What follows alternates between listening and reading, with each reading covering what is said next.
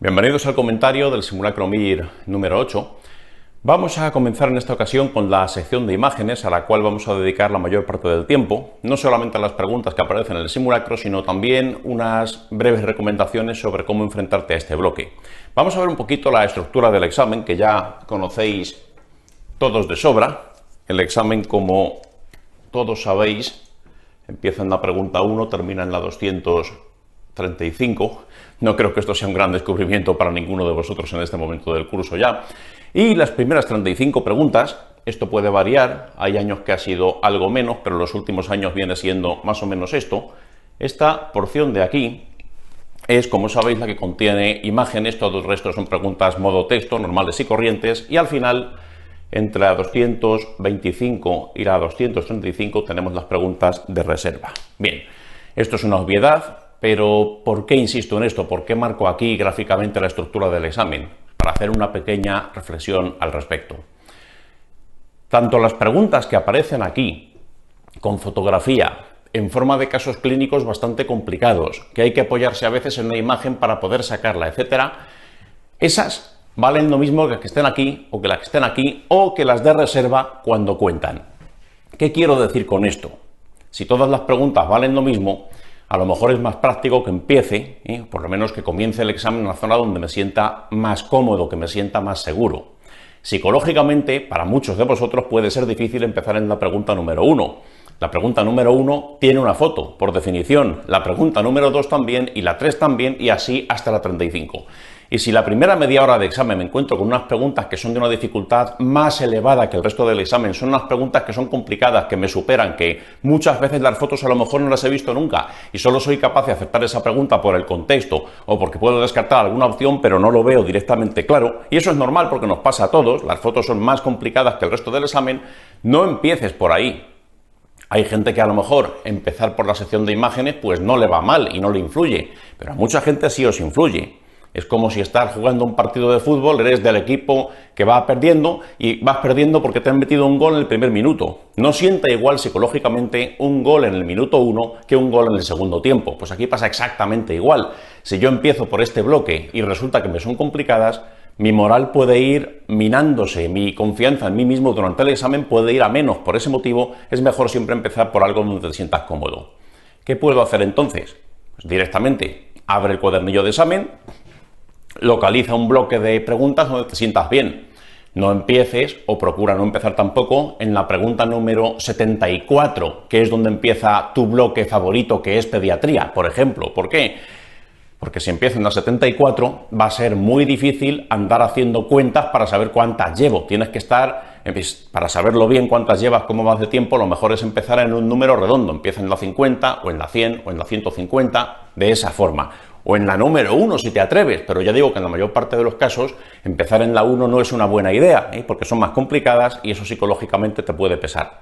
Hay personas que les da igual, hay personas que son tremendamente frías y bueno, pues ellos saben perfectamente que si empiezan aquí, esta es la parte más dura, pero después se pondrá más fácil y ya está, y no les influye. Pero hay mucha gente que sí os influye, en particular cuando estáis ya más cerca del examen, porque más cerca del examen eres mucho más vulnerable a cualquier variación, cualquier cosa te puede sacar de quicio, porque psicológicamente no estás como ahora, que estás todavía a casi un año y estás tranquilo y estás relajado. Así que por eso, hacedme caso, por lo menos probadlo un par de veces, empezad en algún punto del examen donde os sintáis cómodos. Otra cuestión también, ¿en qué punto del examen me voy a sentir cómodo? Pues mira, cada uno es un mundo, eso evidentemente no somos, ninguno somos iguales entre nosotros, pero en general nos sentimos más cómodos en aquella parte del examen donde estamos más entrenados, pues por ejemplo en las asignaturas médicas, en general la gente se siente más cómodo. También puede ser que a lo mejor lo tuyo sea la ginecología, hay gente que a lo mejor es particularmente hábil contra las preguntas de estadística, en fin, echa un vistazo al examen cuando estés pasando páginas, pues los primeros 2 minutos y ya está. Una cuestión, aquí, entre la 35 y la 50 o la 60, justo después de las preguntas con imagen, tradicionalmente ahí estaban las médicas. Y de hecho las médicas gordas, aquí es donde estaba habitualmente digestivo, es donde estaba cardiología, es donde estaba neumología, en fin, ese tipo de asignaturas. Las últimas 2 convocatorias no ha sido así. las últimas dos convocatorias, entre la 35 y la 60, más o menos, nos hemos encontrado preguntas muy raras. Preguntas como la del Kikuchi Fujimoto, que aparecía en el MIR que se ha celebrado este año, preguntas de farmacología muy extrañas, como aquella de la codeína que ya comentamos en su momento, preguntas, en definitiva, que no son del todo agradables. Parece que durante los últimos 2 años el Ministerio ha optado por ponerlas aquí, las rarezas, las sorpresas, las cosas raras, preguntas de bioquímica pura, preguntas sobre rutas metabólicas que no tienen una gran relevancia clínica y que por tanto no te sabes bien. Cuidado con esto. Muchas veces empezar por aquí, esto hace unos años lo recomendábamos, pues ahora puede no ser del todo adecuado. ¿Cómo averiguo eso? Siempre, esto ya te lo diremos cuando estés ya más cerca del MIR, se debe comenzar antes de hacer el examen pasando páginas para asegurarte de que están todas impresas, de que no te falta ninguna a tu ejercicio y rápidamente vas a ver dónde están las cosas y puedes ubicarte de forma que te sea más cómodo. A lo mejor a mí, que me gustan las infecciosas, pues empiezo por la pregunta 100, que más o menos ahí está el bloque. O a ti, que te gusta la ginecología, pues empiezas por la 150. La cuestión es que empieces en un punto que te sientas cómodo, que te dé seguridad y que según avanzas no veas que te van superando todas las preguntas y te conviertas en un manojo de nervios durante el examen. Eso es lo que tienes que intentar evitar. Esto, fijaros si tiene trascendencia, contaros una anécdota. El MIR, como sabéis, tiene versiones. Tiene versiones, pero las versiones no son muy distintas entre sí. De acuerdo que solo cambia el orden de las preguntas, pero cambia muy poquito. Me explico. Si hoy día tuviésemos, pues, por ejemplo, 4 versiones, en todas, el comienzo del examen son las preguntas con fotografía, en todas este bloque es igual, en todas este bloque es igual, y este es igual, y este es igual. Es decir, en las 4 versiones, aquí están las fotos, aquí está digestivo, aquí está cardio y aquí está nefro. Lo que cambia es el orden de las preguntas dentro de cada bloque, pero en todos más o menos la cardio está por el mismo sitio, y digestivo, y nefro, y todo lo demás. Hoy día las versiones pues tienen esa premisa, que los bloques de asignaturas más o menos respetan el orden. ¿Qué pasaba antiguamente? Yo me presenté al MIR hace ya 15 años, y hace 15 años, y hace más años todavía la diferencia era mayor, las versiones eran totalmente distintas. Las preguntas también eran las mismas, pero ¿qué es lo que pasaba? La versión número 1 a lo mejor empezaba con el bloque de inmuno, y después seguía con cardio. La versión número 2 igual empezaba con psiquiatría, y seguía por nefro. Y la versión número 3 pues empezaba con rarezas extrañas de farmacología tal, y después seguía con pediatría. Cada una tenía un orden distinto. No es solamente que estuviesen revueltas las preguntas, no, es que además los bloques de preguntas también estaban sumamente revueltos. ¿Y qué es lo que pasó? Pues que el Ministerio, con el paso del tiempo, se dio cuenta de esto. Estas eran las versiones. Imaginaros un examen que tuviese 7 versiones, como fue el de mi convocatoria. Se dieron cuenta de que la nota media de la gente que hacía cada versión era diferente. Lo suyo sería que, cambiando el orden de las preguntas, pues todo fuese más o menos igual. Y todo el mundo sacase exactamente o más o menos la misma media. Es la misma gente, lo único que les he hecho es cambiar el orden de las preguntas. Bueno, pues se dieron cuenta de que la versión más favorable, por ejemplo esta, y la más desfavorable, por ejemplo esta, la más desfavorable empezaba con inmuno, seguía con genética y después continuaba con preguntas de anatomía, bioquímica, con las básicas. Los que les tocó la versión más desfavorable, no me acuerdo si era la 6, pero no, supongamos que era la 6, tenían menos 15 puntos comparado con los que tenían la versión más favorable. ¿La versión más favorable cuál era? Pues la que empezaba con asignaturas más conocidas para las que la gente estaba pues más preparada. Esas las analizamos en su momento y vimos que efectivamente pues la versión más favorable, la versión de las 7 que hubo, donde la gente sacó más nota media, era aquella que empezaba con el bloque más fácil. No recuerdo qué bloque era, pero era un bloque de cosas normales, de cosas más o menos conocidas. ¿Qué hizo el Ministerio a partir de ese momento? Tenerlo en cuenta, claro, era injusto, desde el punto de vista de que si me tocaba este bloque o este bloque podía influir en mi nota, aun siendo las mismas preguntas, en diferente orden, pero influía en mi nota. ¿Y por qué influye en mi nota? Pues muy sencillo, porque somos humanos y los humanos nos dejamos influir por factores tan tontos como estos, pero que somos así. Pues por ese motivo el Ministerio, ¿qué es lo que hizo? Con el tiempo homogeneizó mucho más las diferentes versiones. todas empiezan por fotos, todas siguen con rarezas, todas siguen con digestivo, todas siguen con cardio, todas siguen con nefro, y lo único que cambia es el orden dentro de cada bloque. Entonces, por ese motivo, ahora es más justo de lo que era entonces. Pero fijaros si es importante empezar por un bloque o por otro. Esto que estoy diciendo de empezad por un sitio donde os sentáis cómodos, no lo digo por decir, está basado en la experiencia de muchos años y, por desgracia, a varios compañeros de hace 15 años les costó puntos. Los que les tocó esta versión fueron mucho más desafortunados que los que les tocó esta otra. Así que tenedlo en cuenta. Buscad un punto donde os sintáis cómodos y a partir de ahí empecéis el examen y todo irá mejor en general. Bien, pues dicho esto, vamos a comentar algunas preguntas de este examen. Son preguntas sobre cuestiones que, bueno, son de imágenes, las primeras que hemos seleccionado, la mayor parte de las que vamos a comentar tienen fotografías. No hay que tener miedo a las fotografías. Yo sé que en este momento del curso, que todavía estamos muy lejos del MIR, es lo que más respeto os da, es lo que más miedo os produce, es aquella parte del examen donde no os sentís cómodos ninguno, casi ninguno, no pasa nada.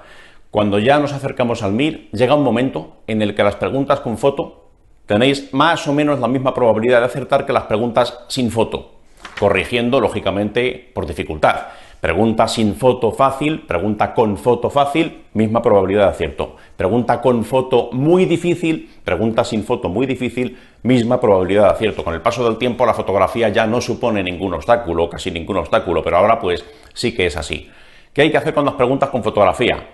Humildad, humildad, asumir ignorancia.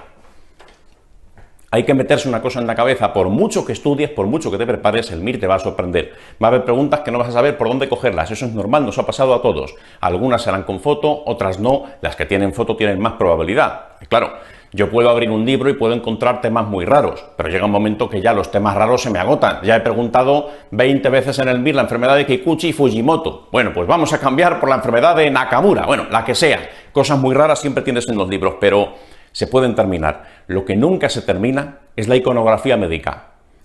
¿Quién me impide tomar una radiografía diferente a la del paciente del año pasado? Ya está, con eso ya he cambiado la pregunta. Ya es otra radiografía, ya los alumnos no la van a reconocer, por lo menos no inmediatamente, ya te doy que pensar, ya te he hecho una pregunta más difícil, simplemente cambiando la foto, aunque mantenga el resto de los datos. Es infinito el bloque de imágenes. Es por eso cómo hay que comportarse de la forma más fría posible, tienes que asumir que son más complicadas, pero eso no te tiene que preocupar. Y muchas veces puedes intentar acertar basándote en dos cosas. Basándote, lo primero, en tu conocimiento previo del MIR. Si yo sé cómo se comporta el MIR y cómo le gusta preguntar las cosas, es mucho más fácil que vea lo que pretenden que vean las fotografías.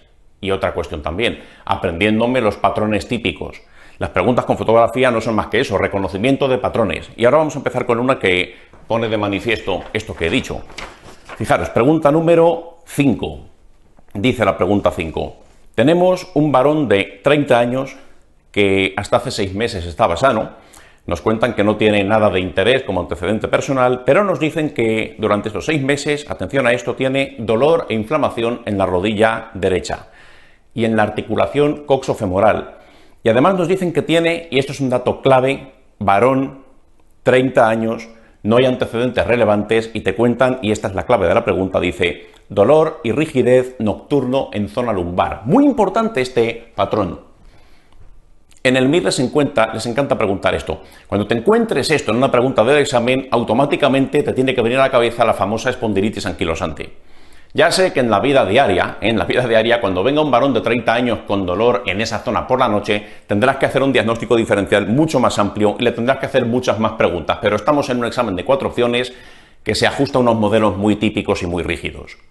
¿Qué hay que pensar en un varón joven que le duele la zona sacroiliaca, la zona lumbar, por la noche? Importante, por la noche, cuando está relajado, cuando está quietecito. Importante matiz, los dolores inflamatorios se manifiestan más en reposo. Los dolores, cuidado, mecánicos, como por ejemplo el de la artrosis en ancianos, etcétera, se manifiestan más con el movimiento. Es por eso, cuidado, esta enfermedad es una enfermedad inflamatoria, de origen desconocido, pero inflamatoria, y produce un dolor inflamatorio. Y por ese motivo nos va a molestar más cuando estamos quietecitos, cuando estamos tranquilos en reposo, como dicen aquí. Sigo leyendo y me cuentan, la radiografía de pelvis se muestra en la imagen vinculada, que ahora vamos a ver y que tenéis que ser capaces de reconocer a golpe de vista, y dice después, y en las maniobras de exploración sacroiliacas, pues la apertura es positiva. ¿Eso qué quiere decir? Eso es menos importante. Aquí lo importante realmente es la fotografía. Hay que saber reconocer la automática. Y dice después, no se ve nada en piel, no se ve nada en uñas. Ahora veremos la importancia de esa afirmación. Y nos cuentan que en el ojo derecho hay un enrojecimiento, pero que no repercute sobre la agudeza visual. En la analítica no nos encontramos nada especial, una anemia que parece ser de trastorno crónico, anemia normocítica, normocrónica, con una VSG elevada. Y nos dicen que, bueno, que cuál sería el diagnóstico más probable. Por cierto, factor reumatoide negativo. Lógico, porque estamos en el capítulo de las espondiloartropatías seronegativas. Ahí no va a haber factor reumatoide positivo. Eso en la artritis reumatoide y en otras patologías. Pero en este grupo de trastornos no es así. Espondiloartropatías seronegativas. Vamos a ver, centrémonos. Esto es automático. Esto es una de las preguntas más sencillas que te pueden poner incluso con imágenes. Varón, 30 años, dolor inflamatorio en la zona sacroiliaca, automático, espondilitis anquilosante. ¿Qué diagnóstico diferencial tiene esto? Ahora lo veremos, pero lo primero, hay que familiarizarse con la imagen, y esto ya lo vimos en el vídeo anterior. ¿Cómo se veía una sacroileitis radiológicamente? Se veía un borramiento, una imagen como difusa en la articulación sacroiliaca. Fijaros aquí. Esto que estáis viendo en este momento es la fotografía que os puse en el vídeo anterior. Esto es una imagen normal. Aquí vemos las dos sacroiliacas normales, bien definidas, un paciente sano. Y en este momento estamos viendo lo que sale en la fotografía, que se ve aquí. ¿Cuál es la diferencia con respecto a la foto anterior? Las sacroiliacas se ven como borradas, se ven como difusas y, cuidado, muy importante, se ven difusamente borradas, cuidado, pero simétricamente borradas también. No hay diferencia entre la izquierda y la derecha. En ambos casos no las veo bien. Eso es lo que tengo que tener aquí en cuenta, en ambos casos. Fijaros que es simétrica, muy importante este detalle. Con esta foto y con la historia que me cuentan, me tendría que venir a la cabeza como primer diagnóstico la espondilitis anquilosante o espondilitis anquilopoyética. Una cosa que suelen contarte del paciente, que aquí no me han dicho, pero que tengo que asumir porque prácticamente se asocia en todos los casos. HLA-B27, eso me lo suelen contar casi siempre. Aquí no me lo han contado, pero habitualmente lo hacen. Y sobre todo también con qué me pueden intentar confundir. La pregunta que han puesto aquí no es difícil. Después vamos a ver con qué otra cosa el Ministerio en los últimos años ha intentado confundirme y por tanto tengo que estar también en guardia y vigilante por si acaso lo intentasen por segunda vez. Vamos a ver. Opciones alternativas. Dice la 2. Artritis reactiva. Bueno, vamos. La 2. Si quisiesen, atención a esto, si quisiesen una artritis reactiva, como su nombre indica, la artritis reactiva aparece reactivamente a algo. Te van a contar algo que precede a la artritis. Si quieren una artritis reactiva, te van a contar o bien un contacto sexual sospechoso, al cual sucede después una uretritis, muy típico, o también te pueden contar una gastroenteritis aguda y después, con el paso de los días o de unas pocas semanas, ya se manifiesta la artritis reactiva. Pero primero tiene que haber un desencadenante. Y aunque no se comprende muy bien por qué ocurre, hay que saber eso. Tiene que haber ese desencadenante, o bien venéreo o bien gastroenterítico. ¿Qué más me van a contar si quieren una artritis reactiva?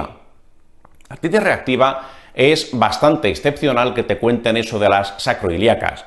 La artritis reactiva te pueden contar que tiene afectación de varias articulaciones, va a ser una artritis aditiva, un día está con la rodilla, al día siguiente además se asocia a la cadera, al día siguiente se asocia también el tobillo, se llama aditiva porque se van sumando articulaciones poco a poco, va contando más articulaciones en el cuadro, pero sin embargo las sacroiliacas, aunque se pueden afectar, no es lo más habitual ni mucho menos en ese cuadro, que por eso la opción número 2 no parece que sea lo que están buscando.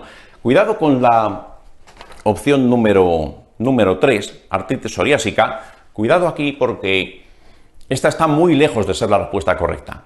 Si quisieran esto, una artropatía psoriásica, en primer lugar, es bastante probable que el paciente tenga psoriasis, bien en la piel, o a veces a lo mejor no afecta la piel, o afecta una zona que no te das cuenta porque no has mirado bien al paciente. Hay gente que tiene psoriasis solamente en cuero cabelludo, no en codos, rodillas, etcétera, y puede pasar desapercibido en la exploración si no soy muy fino. Pero también mirad las uñas, fijaros que aquí nos cuentan, no afecta piel, no afecta uñas.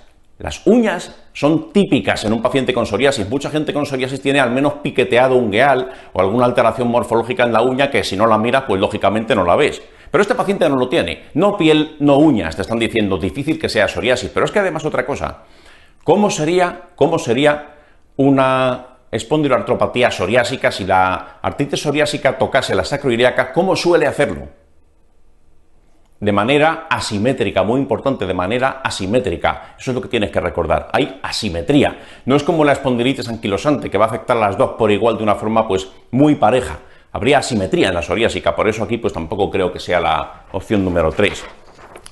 Nos queda la 1, nos queda la 4. La 1, artritis reumatoide, esa es la última que tendrías que pensar de las opciones que te dan. Fíjate que te han contado un patrón axial, fíjate que te han contado un factor reumatoide negativo. La opción número 1, si alguien la ha contestado, que se mire cuando llegue el momento bien las patologías reumatológicas de diagnóstico diferencial, porque sería la más alejada de todas las que nos cuentan aquí. La opción correcta, naturalmente, pues sería la opción número 4, espondilitis anquilosante. No es una pregunta difícil. Más cosas que nos han contado en el MIR vinculadas a la espondilitis anquilosante. Acuérdate esa asociación tan intensa con el HLA-B27, que lo van a tener casi todos, más del 90% de los pacientes que tienen espondilitis anquilosante van a ser B27 positivos. Te pueden contar también una asociación muy típica a uveitis anterior. Pregunta de MIR de oftalmología. ¿Cuál es la enfermedad que más se vincula a la uveitis anterior? La espondilitis anquilosante, muy típica, la enfermedad que más se vincula a la uveitis anterior, espondilitis anquilosante, eso ha caído varias veces. ¿A qué más se puede vincular? Asociaciones un poco más raras, pero que también existen. Insuficiencia aórtica, eso se ha vinculado a la espondilitis anquilosante. Fibrosis en los vértices pulmonares, en la parte superior de los pulmones, sin gran traducción clínica, no se van a morir de disnea por eso, pero muchos de ellos, algunos de ellos, por lo menos en la radiografía de tórax, te vas a encontrar fibrosis en la parte superior de los pulmones. Eso también se ha preguntado en el bloque de neumo. Hay muchas cosas de esta patología que ha caído. Cuando llegue el momento, miraosla bien. Pero una cosa aún más importante. El Ministerio ya está cansado. El Ministerio ya se ha dado cuenta con los años de que sabe distinguir perfectamente una espondilitis anquilopoyética de una artritis reumatoide o de una espondiloartriopatía psoriásica. Eso ya tiene claro que te lo sabes. ¿Con qué intenta liarte ahora? Ahora intenta liarte con esto.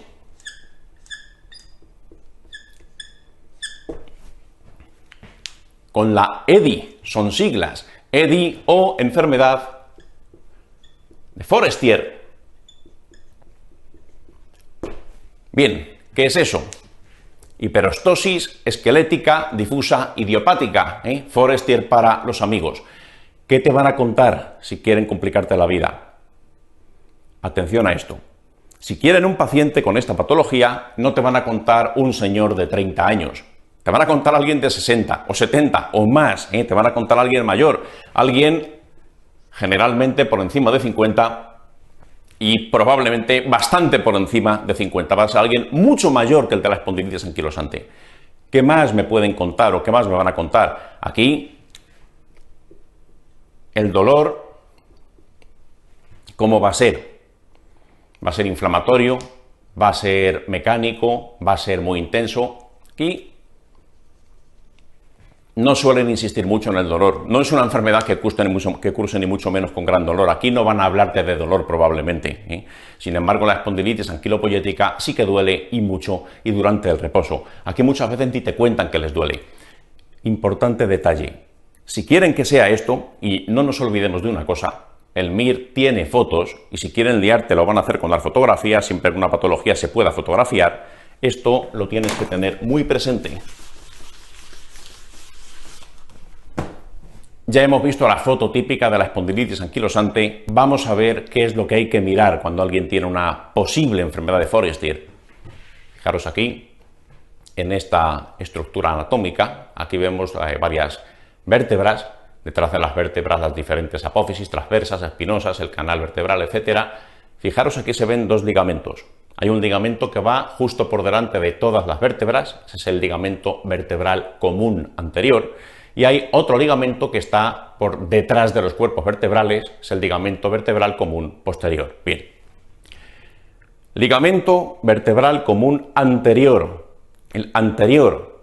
Este es el que va a sufrir en la enfermedad de Forestier. ¿Qué va a pasar en este ligamento? Típico. Hay muchos posibles cambios radiológicos que pueden ocurrir en esta enfermedad. Pero aquí lo que tienes que acordarte es que va a haber, cuidado, calcificación de este ligamento.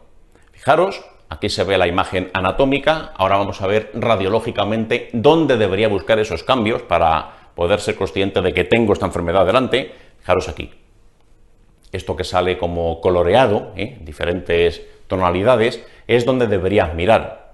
Lo normal es que ahí no se viese ningún tipo de anomalía, ningún tipo de calcificación, etcétera. Cuando sea un paciente con Forestier, sí que te lo vas a encontrar. Vemos algunas imágenes para familiarizarnos con la imagen. Aquí lo podéis ver, esta es una foto típica. Fijaros cómo en la parte anterior de los vértebras nos encontramos que tiene pues como una densidad como más blanquecina, más blanco intenso, densidad calcio, pues como más prominente, más calcio que en el resto del esqueleto. Esa calcificación es típica en el ligamento vertebral común anterior. Aquí tenemos otra enfermedad de Forestier, fijaros cómo se calcifica la parte anterior de todas las vértebras, pues eso es lo que tienes que fijarte.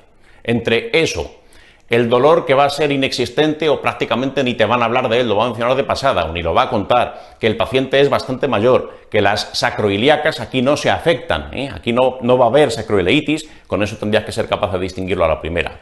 No es muy difícil distinguir una de otra, si sabes dónde tienes que mirar. Bueno, pues nada más con respecto a la pregunta número 5, que nadie se líe. Acordaos, insisto, del tipo de dolor. Si te cuentan un dolor en la espondilitis anquilosante va a ser, cuidado, inflamatorio.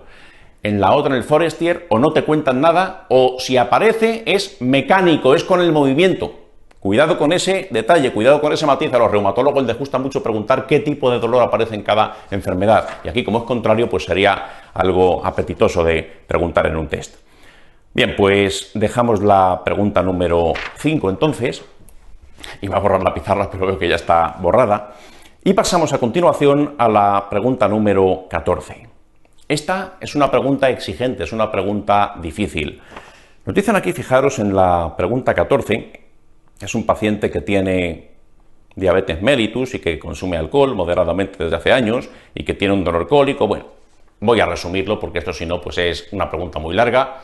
Tiene un síndrome colestásico, tiene un síndrome colestásico, tanto desde el punto de vista clínico, fijaros, tiene prurito generalizado y tiene orinas oscuras, tal, tiene además analíticamente una bilirrubina elevada, un síndrome colestásico que tiene un cierto dolor abdominal de carácter cólico y nos dicen al final que, bueno, que se ve una imagen que ahora vamos a analizar, cuáles son los hallazgos que nos encontramos en la ecografía.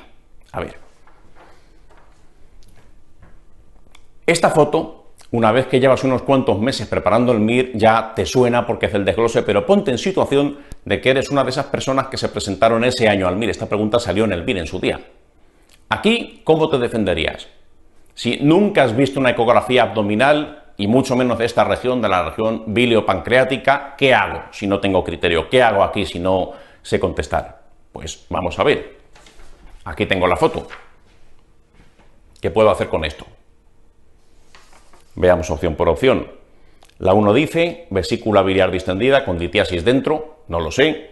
La 2 dice inflamación hipoecoica de la cabeza del páncreas, tampoco lo sé. La 3 habla de litiasis en colédoco y la 4 aumento de calibre de la vena cava. Bueno, pues capítulo 2, como el capítulo 1, que es la teoría de las enfermedades pancreato-hepatobiliares, no me lo sé bien y mucho menos ver una foto, vamos a intentarlo con sentido común. ¿Qué ves ahí?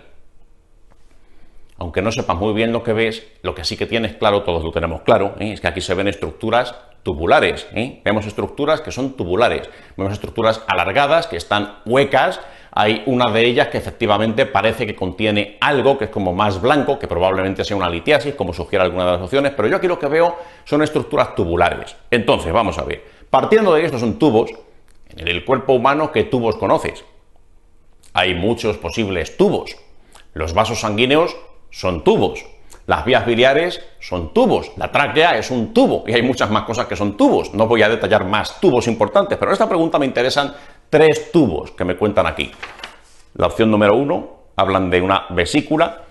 La vesícula no es exactamente un tubo, es una bolsa, pero bueno, si la corto de través, a lo mejor puedo ver una imagen más o menos tubular. La cuestión es que es una estructura que debería estar hueca, debería estar llena normalmente de líquido, puede haber alguna piedra, pero es algo que contiene, otra cosa, puede contener bilis, lo que sea, pero contiene, como un tubo, pero en forma de bolsa. Después, el colédoco también es un tubo. La opción número 4, la vena cava, también es un tubo. Lo vería como una estructura tubular, pero una cosa, ¿qué se ve dentro de esos tubos? No sé qué tubos son, pero ahí hay una imagen dentro de esos tubos que seguramente no será algo sugerente de que esto sea una vena cava. ¿Qué se ve ahí dentro? Hay una imagen que es como hiperecogénica, que es como irregular, que deja un signo que es muy típico y que me tengo que aprender. A partir de ahora nunca más puedo volver a fallarlo si no lo he reconocido. Aquí se ve el famoso signo de la sombra acústica, sombra acústica. Después analizaremos eso con más profundidad. Parece que hay una litiasis.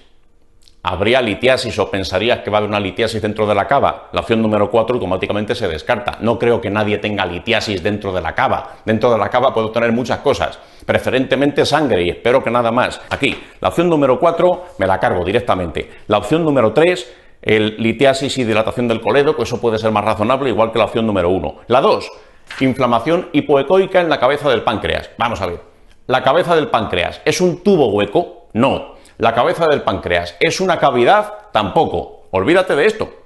No sé dónde estoy exactamente, pero no creo que esto sea cabeza de páncreas, porque la cabeza de páncreas es algo que es sólido.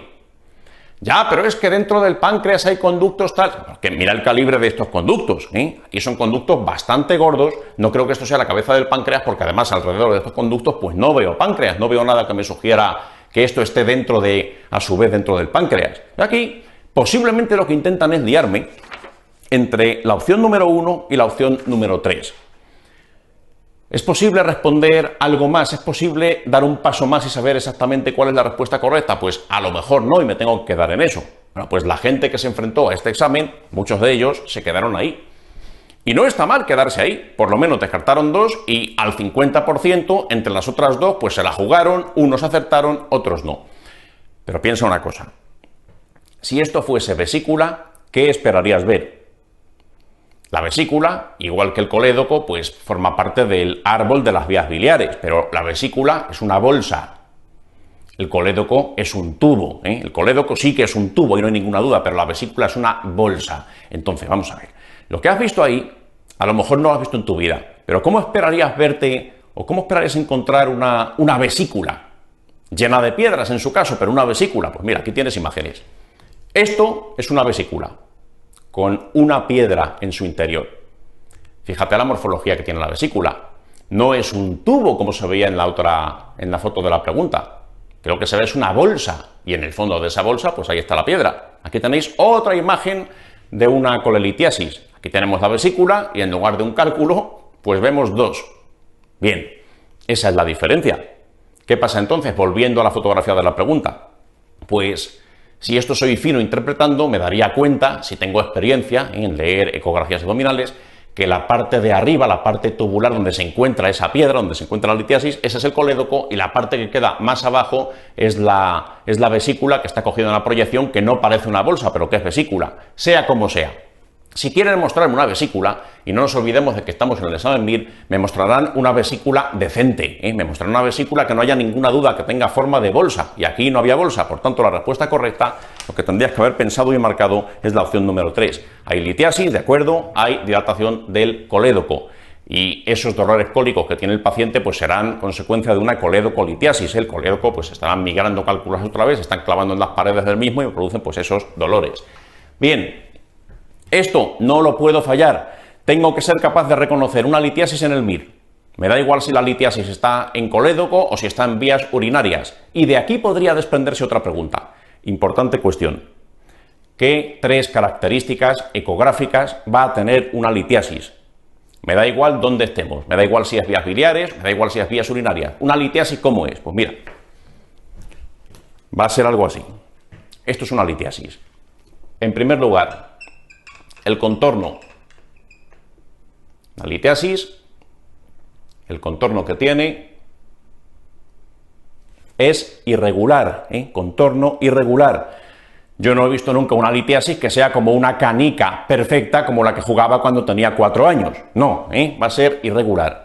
Segundo detalle que tengo que tener en cuenta, va a ser hiperecogénica, va a ser hiperecogénica, es decir, aparte de irregular, voy a verla como muy blanca cuando hago una ecografía, pero muchos ecos porque es muy sólido, es muy duro, entonces hiperecogénica, la veré blanca en la ecografía. Y otra cosa muy importante, si las ondas del ultrasonido vienen por aquí y atraviesan estructuras, para que yo pueda ver a través, importante cuestión,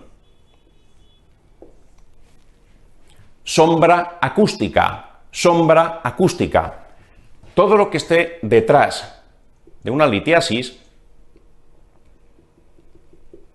no olvidemos que esto es hiperecogénico y por tanto pues me va a servir como pantalla, no va a permitir que pasen ultrasonidos a su través, pues lo que esté detrás de la litiasis no lo voy a ver. No lo voy a ver o lo voy a ver mucho peor. Esto es lo que se llama, cuidado, la sombra acústica. Volvemos a la imagen de una de las litiasis que hemos visto. Fijaros cómo a través de la litiasis hay un trozo que no se ve, que tiene como una sección como triangular. Bueno, pues eso que no se ve es consecuencia de que los ecos no atraviesen esa estructura tan dura, que es la piedra, y entonces pues se forma la famosa sombra acústica. Bien, ¿por qué es tan importante darme cuenta de estos tres datos? Porque me lo pueden comparar con algo que tenga tres datos contrarios. Esta pregunta se le ocurriría más a un urólogo que a alguien de aparato digestivo. ¿Qué puede haber, atención, pregunta dura, qué puede haber en urología que tenga las tres características de una litiasis, pero al revés, que sean totalmente opuestas? Las enumero para mayor precisión. En lugar de ser irregular, va a tener un contorno perfectamente liso. Segunda característica. En lugar de ser hiperecogénico y verlo blanco en la ecografía, lo voy a ver negro. El interior va a estar lleno de líquido. El interior va a ser anecoico, porque es líquido. Lo anecoico se ve totalmente negro. Bien. Tercera característica. Aquí está el transductor ecográfico, por aquí pasan las ondas. Tercera característica. Detrás de esta estructura, cuyo contenido, insisto, es totalmente líquido, detrás veo mejor. Todo lo que viene detrás de esta estructura parece que se ve como realzado, parece que se ve mejor ecográficamente. Y esto es lo que se llama el signo del refuerzo posterior. Refuerzo posterior. Fijaros que son tres características contrarias. En primer lugar, aspecto de lo que estamos viendo. Litiasis irregular. Quiste renal simple, que ese sería el diagnóstico. Quiste renal simple. En un quiste renal simple, no lo dudes, te lo van a contar, un contorno liso, redondito, casi una esfera perfecta. Bien, segunda característica, si hay ecogenicidad o no. Una litiasis es muy ecogénica, se ve blanca en una ecografía. Un quiste renal simple se ve negro en una ecografía. Se ve que está lleno de agua, lleno de un material muy parecido a la orina. Bien, y en tercer lugar, una litiasis, como es sumamente dura, es una piedra, es una roca, pues no deja pasar los ecos a su través. Esto es lo que se llamaba, ¿cómo se llama esto? Piénsalo, es lo contrario, a esto de aquí, lo contrario al refuerzo posterior, que se ve mejor a través del quiste, aquí no se ve nada, esto es lo que se llama la sombra acústica, sombra, deja una sombra detrás, no deja pasar los ecos. Bueno, pues esas son las diferencias entre una cosa y otra, y ahora llega el momento de ser capaces de identificar esto en una fotografía de verdad. Esto sería muy suculento para un urólogo. Cuando el urólogo se dé cuenta de que en una convocatoria reciente su compañero de digestivo puso en el MIR una litiasis en las vías biliares, va a decir: yo también tengo litiasis, vamos a poner una litiasis en dos uréteres, vamos a poner una litiasis en la unión pielocalicial y les vamos a liar a la gente a ver si saben distinguirlo de un quiste renal simple, cuyas características ecográficas son contrarias. Aquí lo tenéis, esto sería un quiste renal simple. Te das cuenta que es totalmente al revés de lo que hemos visto hasta ahora. Las tres características, totalmente liso, anecoico y con el famoso refuerzo posterior. El transductor ecográfico, la ecografía, ve mejor a través de los cuerpos que están llenos de líquido.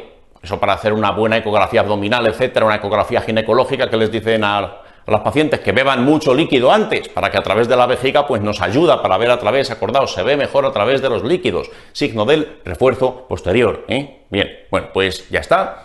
Si eso apareciese en el examen, espero que todo el mundo esté en posición de aceptarlo.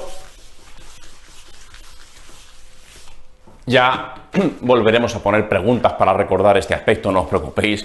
Si a alguien se le olvida, CTO hace todo lo posible para que no se le olvide. Me explico. Un miedo que tenéis habitualmente según van pasando los meses es que se me olvidan las cosas. Parece que lo que estudié la semana pasada o hace mes y medio, pues ya no está en mi cabeza, ya no me acompaña.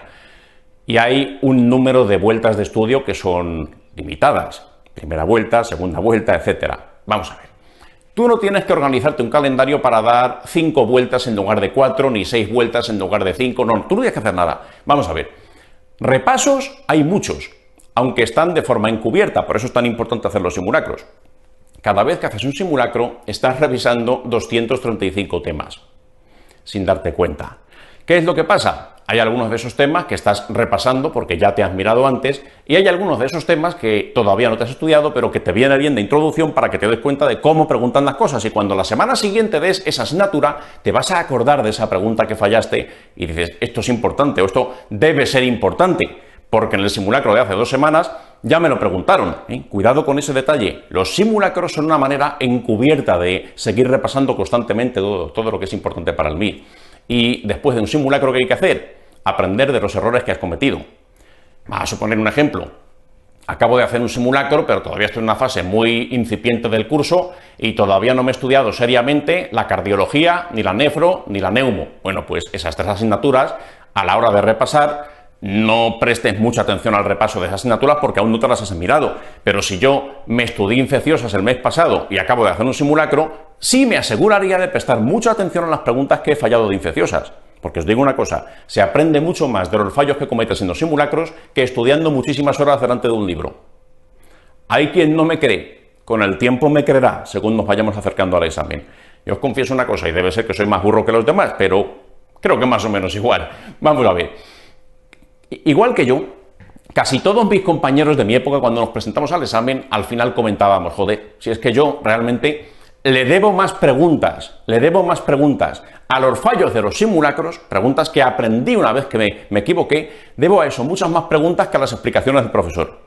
O muchas más preguntas que a lo que estudié en mi casa. Estudiar en tu casa, cuando hay biblioteca a quien le guste más, está bien y es necesario, es una condición que sin ella no puedes sacar un buen resultado en el MIR. Pero aparte de estudiar, es muy importante que insistas en tus errores. Un error duele mucho, sobre todo cuando es un error de una pregunta que es algo que me miré la semana pasada. Me dieron psiquiatría y me he equivocado y he diagnosticado mal un tipo de esquizofrenia.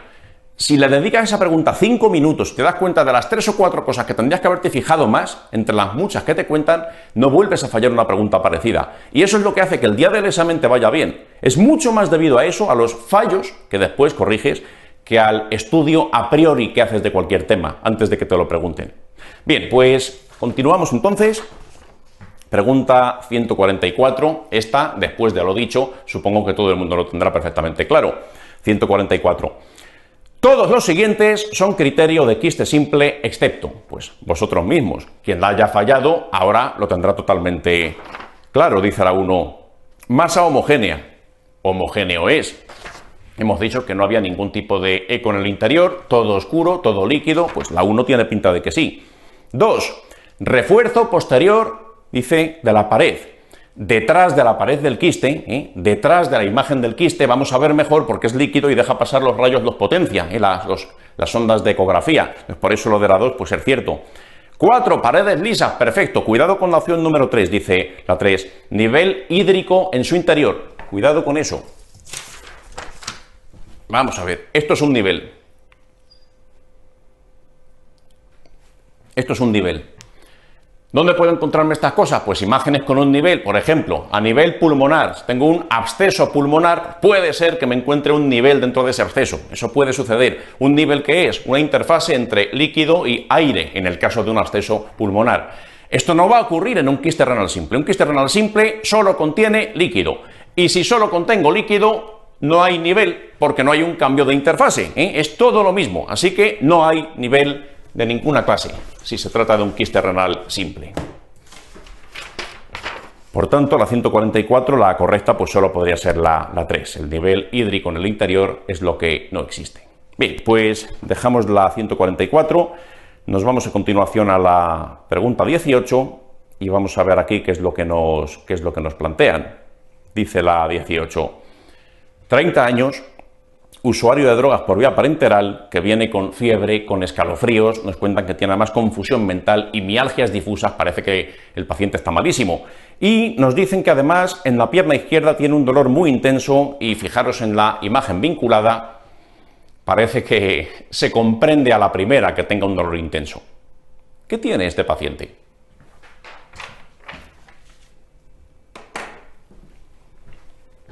Atención, que esto es un cuadro muy serio, pero muy serio.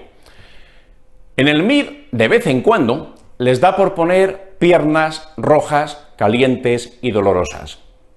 Olvídate de esta pregunta. Abstráete.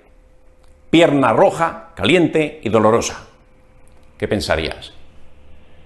Una pierna roja, caliente y dolorosa puede ser perfectamente una trombosis venosa profunda. Si yo tengo una trombosis a nivel de la poplitea, por ejemplo, pues por debajo de ello, pues estará hinchada, estará roja, me dolerá, etc. Pierna roja, caliente, dolorosa, puede ser TVP. ¿Qué más puede ser? ¿Qué más pueden preguntar en el MIR que pueda dar una pierna roja, caliente y dolorosa, pero que no sea una TVP? Una celulitis o una erisipela también puede dar una pierna roja, caliente y dolorosa. ¿Y cómo sé si es una o si es otra? Es muy fácil. Si estoy en el bloque de enfermedades infecciosas, es una celulitis o una erisipela, o si quieres una gangrena estreptocócica o celulitis, perdón, una fascitis necrotizante, como en este caso de aquí. Y si estoy en cualquier otro bloque, bloque de cardio o bloque de neumo incluso, o bloque de hemato, pues entonces es un tema de la coagulación, trombosis venosa profunda. Tan triste como eso. Hay veces que el bloque en el que estoy me da la pista. Pero bueno, imagínate que te encuentras la pregunta aislada. El MIR de tu año tiene una sola pregunta. No podemos apoyarnos en el bloque. Pues muy sencillo. ¿Qué te van a contar si quieren una TVP? Si quieren una TVP, te contarán factores de riesgo para TVP. O bien tengo una neoplasia, o bien me han hecho una cirugía del territorio iliofemoral porque me han colocado una cadera, o me han puesto una prótesis de rodilla, o llevo encamado en la planta de trauma una semana, en fin, cosas de ese tipo. Si quieren algo infeccioso, ¿qué me van a contar? Una celulitis, una erisipela o como aquí, una fascitis necrotizante, me cuentan una puerta de entrada. Me han dicho que esa DVP se pincha, a saber dónde se pincha, no necesariamente en miembros superiores. Hay gente que ya las venas de miembros superiores ya no les dan para más y acaban pinchándose en otras venas y bueno, pues abren puertas de entrada, entran bichos que pueden estar por la piel, preferentemente gram positivos, y me pueden producir un proema. Y atención a lo siguiente. Esto en el MIR, en la parte de infecciosas, les gusta mucho preguntarlo y durante los últimos años se ha visto más que antes. Esto es piel, con todas sus capas.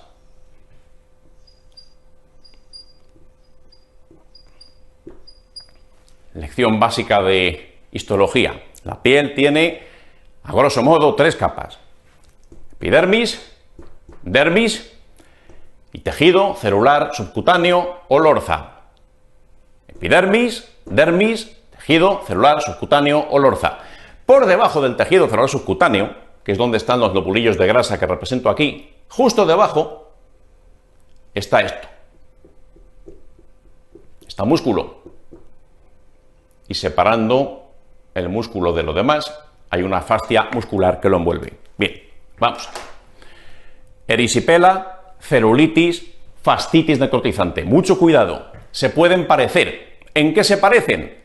Pierna roja, caliente y dolorosa. Van a dar una placa roja, caliente, dolorosa. En eso son iguales. La placa puede estar más o menos definida. Ahora veremos en qué sentido se pueden distinguir, pero acordaos de lo siguiente. Una erisipela. Una erisipela es una inflamación fundamentalmente aquí arriba. La erisipela lo que inflama es dermis. La celulitis, como su nombre indica, celulitis, inflama tejido celular subcutáneo, un poquito más abajo. Por ese motivo, si lo que tengo es una erisipela, la placa suele verse muy bien definida, que es más superficial, que si es una celulitis, se ve un rojo más difuso, porque está más abajo y entonces la definición de la placa pues se pierde, no se ve tan claros, los bordes no están tan nítidos. Cuidado con el siguiente paso.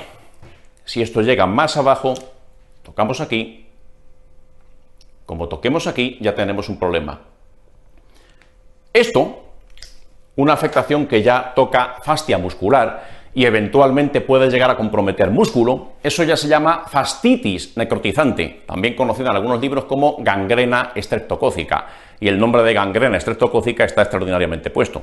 ¿Por qué? Preguntas que han hecho en el MIR y que tengo que tener muy claro a partir de esta pregunta. ¿Cuál es el bicho número 1 en frecuencia? El bicho que más veces aparece cuando tenemos cualquiera de estos tres procesos, porque atención, aunque son procesos que son distintos, ¿de acuerdo? Cada uno pues tiene un nombre y un apellido, el bicho es igual. ¿Cuál es el autor? Streptococo piógenes, también conocido a veces como estreptococo beta-hemolítico del grupo A. Bueno, pues el streptopiógenes, que es como se le suele llamar, es el autor más frecuente de las tres cosas. Hay más bichos que lo pueden producir, pero este es el número 1, ¿eh? Y si no es este, lo más seguro es que sean gram positivos. ¿Qué más tengo que saber?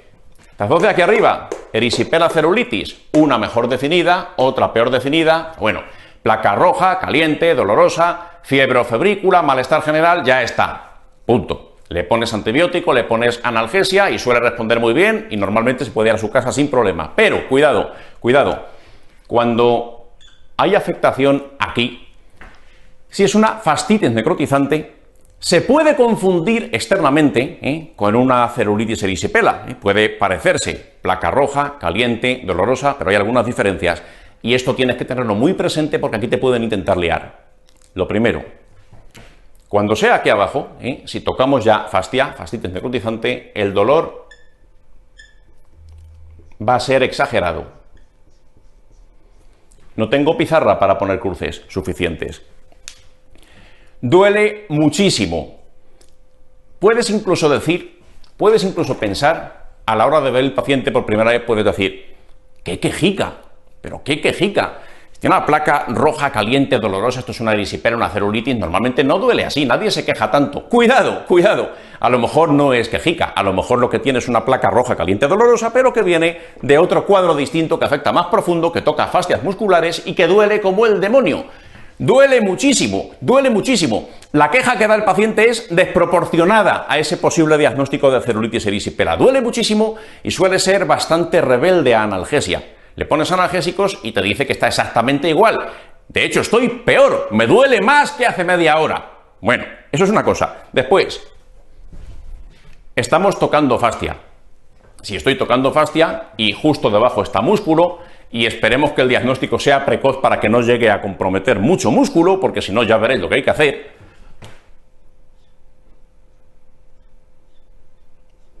Se van a empezar a elevar enzimas.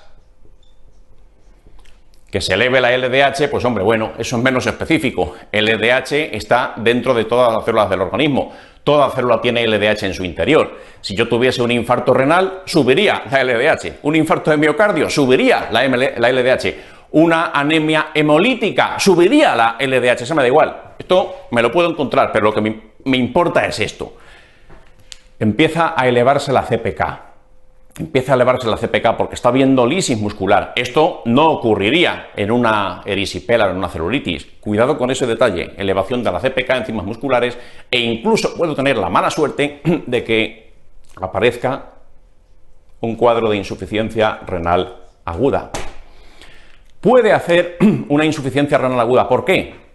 Lisis de células musculares, se libera mioglobina y esa mioglobina va a llegar al túbulo renal y eso pues no le sienta muy bien a los túbulos renales. Esa mioglobina que se libera de esta lisis puede producir insuficiencia renal aguda y complicar mucho las cosas. Tratamiento, importante, tratamiento. ¿Cómo se trata la fascitis necrotizante? Antibiótico en primer lugar. Eso es una cosa que va a haber que hacer, pero no es lo más importante. Aquí hay que hacer desbridamiento precoz. Desbridamiento precoz porque solo el antibiótico no va a resolver este problema. En el manual tenéis en la sección correspondiente, en el bloque de enfermedades infecciosas, tenéis un cuadro de gangrena estreptocócica, fascitis necrotizante y un desbridamiento subsiguiente a él, y esa imagen es mejor que no la ponga en un vídeo por si acaso alguno está recién comido, recién desayunado. Es una imagen muy dura. Esto requiere ingreso, esto requiere quirófano, esto requiere desbridamiento, y el antibiótico se pueden poner muchas cosas, pero bueno, una combinación bastante clásica es penicilina. Aquí algunos estarán pensando, ¿penicilina? ¿Por qué penicilina? Si eso es una cosa muy arcaica, eso es una cosa ya muy vieja, eso es un antibiótico, cuidado. Este antibiótico, en su momento, cubría muchas cosas. Con el tiempo va cubriendo menos cosas porque las bacterias se lo van aprendiendo. Pero este de aquí, Streptopiógenes, todavía sigue siendo sensible a penicilina, funciona muy bien con Streptopiógenes, todavía es fiel a esa penicilina. No sé si con el tiempo desarrollará resistencias o no, pero de momento puedes poner con toda confianza penicilina. Y por cierto, suele combinarse Peni más Clinda. Peni más Clinda. ¿Esto por qué? La clindamicina, aquí digamos que está como coadyuvante, está para potenciar un poquito más el régimen antibiótico. La peni por un lado, eso es lo habitual, la clinda se pone, o se supone que se pone, esto es una cosa más teórica, pero que se hace en la práctica. La clindamicina, ya sabéis que al estilo de los macrólidos y al estilo también de las tetraciclinas, lo que hace es inhibir la actividad de los ribosomas bacterianos. ¿Qué pasa entonces? Los ribosomas sabéis que son la maquinaria que tiene la célula para producir proteínas. Bien, si yo le pongo clindamicina, voy a bloquear los ribosomas de la bacteria y le va a costar mucho más trabajo sintetizar la toxina que produce esa lisis muscular. Entonces, por ese motivo se combina peni más clinda, es esa la razón de esa combinación. Bien, pues eso, desbridamiento quirúrgico. Vamos a ver ahora la pregunta ya con perspectiva. La imagen ya habéis visto que era bastante aterradora. Nos cuentan que la frecuencia respiratoria está en 30, la presión arterial está en 85-50, esto no tiene muy buena pinta, Con estos parámetros no es de pensar en erisipelas ni celulitis. Si encontráis un paciente que hemodinámicamente empieza a no estar estable, es muy probable que se trate de este cuadro de aquí abajo, que es mucho peor. Nos dicen que la creatinina está en 1,6, parece que ya se empieza a elevar, como consecuencia de las cosas que hemos dicho, y nos dicen cuál sería la incorrecta con respecto al diagnóstico de sospecha. Bueno, pues vamos a ver. La 1 dice que normalmente es de origen monomicrobiano. ¿Estamos de acuerdo? Dice normalmente. A lo mejor alguna puede ser polimicrobiana, puede entrar más de un bicho, pero es verdad que lo habitual es encontrarte a este caballero por sí solo y ese es el agente causal habitual, así que la 1 pues no tiene problema. 2. Peniclinda sería una buena opción, como hemos dicho, no hay ninguna duda. 3. El bicho más frecuente es Streptopiógenes, perfecto.